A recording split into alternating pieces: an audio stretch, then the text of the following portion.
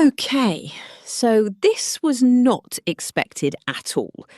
There were other storylines to focus on, other episodes to break down, and then Monday happened, and everything changed.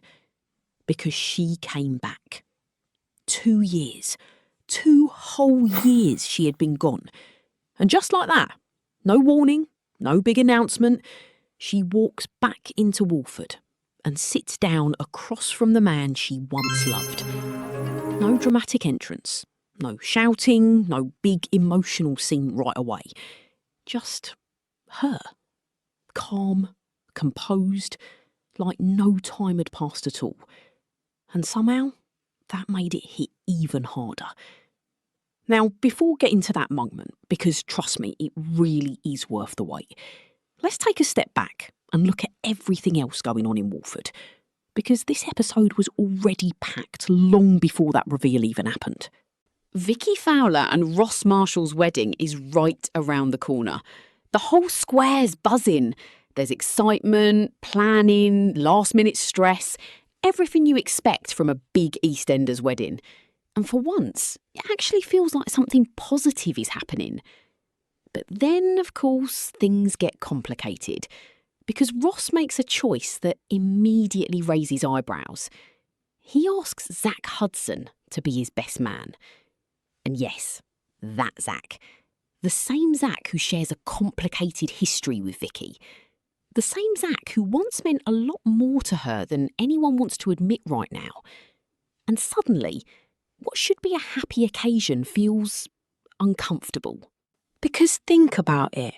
How do you stand there at someone's wedding, smiling, supporting them, when there's history like that sitting just under the surface? Zack, to his credit, tries to handle it well. He keeps busy, helps out at the Vic, gets involved with the preparations. He does everything right on the surface. Keeps things normal, keeps things steady. But something always feels slightly off. Like he's forcing himself to stay focused. And then his phone rings. It's such a small moment, but it changes everything. He looks at the screen, pauses for just a second, and you can see it in his face. Something shifts. Not dramatically, not in a way anyone else would notice straight away, but enough. He steps away quietly to take the call. No big reaction, no explanation to anyone around him. And then, he's gone. Just like that. He walks away from the wedding prep, from Ross, from everything, and doesn't look back. And that alone tells you this call wasn't just random. This mattered. The next time we see him, everything feels different. He's sitting at Night Fusion. The setting is calm, almost too calm. Soft lighting, quiet atmosphere, completely different from the chaos of the square. And he's waiting. You can tell by the way he keeps glancing toward the door, the way he's sitting slightly forward, like he doesn't want to miss the moment. And then she walks in. Whitney Dean. And even if you knew it was coming, even if you had already seen the spoilers, that moment still lands. Because seeing it play out on screen is something else entirely. There's no dramatic music cue, no slow motion entrance, just Whitney standing there and then sitting down across from Zack, like the last 2 years were nothing more than a pause. And that's what makes it powerful. Because this scene doesn't rely on drama. It relies on honesty. They talk. Normally. Calmly. Whitney shows him photos of Dolly and Brittany. And in that moment, everything you need to understand about Zack is right there on his face. He smiles. Of course he does. Because he's happy to see them. Even if it's just through pictures. But there's something else there too. Something heavier. Because those are moments he's missed. Time he hasn't been part of. And no matter how much he tries to stay composed, you can feel it. And for a brief moment, it feels like maybe things could go somewhere again. Like maybe this meeting isn't just about catching up. And then Zack says what he's been holding in. He tells her she doesn't have to do this alone. That raising 2 children by herself isn't something she has to carry on her own. He offers something more. A second chance.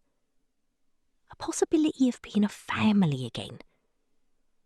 And the way he says it doesn't feel planned. It's not rehearsed. It's just honest. Because in that moment, it's clear. Whatever hope he had been holding on to, even quietly, is gone. Whitney gets up. She leaves. And Zack is left sitting there alone. And it's not dramatic. It's not loud. It's just real. That's what makes it stand out. This isn't about villains or big betrayals. It's about timing. About people moving forward in different directions. About feelings that don't just disappear, even when life does.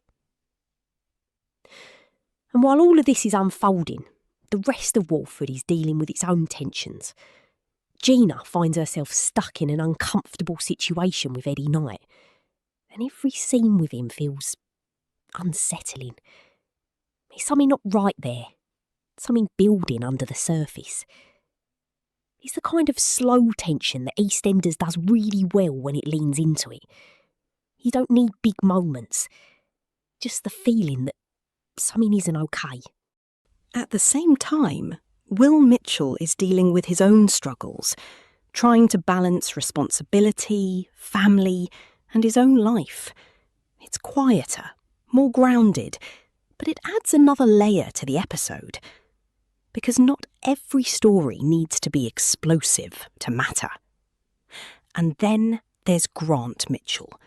And this is where things take another serious turn. Grant steps in and takes the blame for his son Mark's actions. No hesitation, no second thought. It's a huge decision, one that could have lasting consequences. But at the same time, it feels completely in character. Because at his core, that's who Grant is. Protective, direct, willing to take the hit if it means shielding his family. And it raises a bigger question. What happens next? Because moments like that don't just disappear. They lead somewhere. Now coming back to Whitney, because this is where the real twist starts to form. She didn't have to come back like this. There were easier ways to handle it. A phone call, a message, a simple arrangement for Zack to see Dolly. But she didn't choose easy. She came back in person. She sat across from him, she shared those moments, and then closed the door. And that choice feels important, because it doesn't feel casual, it feels intentional, like she needed to say goodbye properly. And if that's the case, then there's a bigger reason behind it. Because people don't go out of their way like that unless something in their life is about to change in a big way. And that brings up the biggest question of all. Who is this new person? Because if it's someone completely unrelated, then maybe this really is just closure. But if it's not, if it's someone connected to Walford, someone Zack knows, someone who's already part of this world, then this story is far from over. In fact, it could be setting up something much bigger. Because imagine that moment, Zack finding out. Not in a quiet conversation, but suddenly, unexpectedly. That's not just drama, that's fallout. And if there's one thing this episode proved, it's that sometimes the quietest moments lead to the biggest consequences. So maybe this wasn't just a return. Maybe it was the beginning of something else entirely.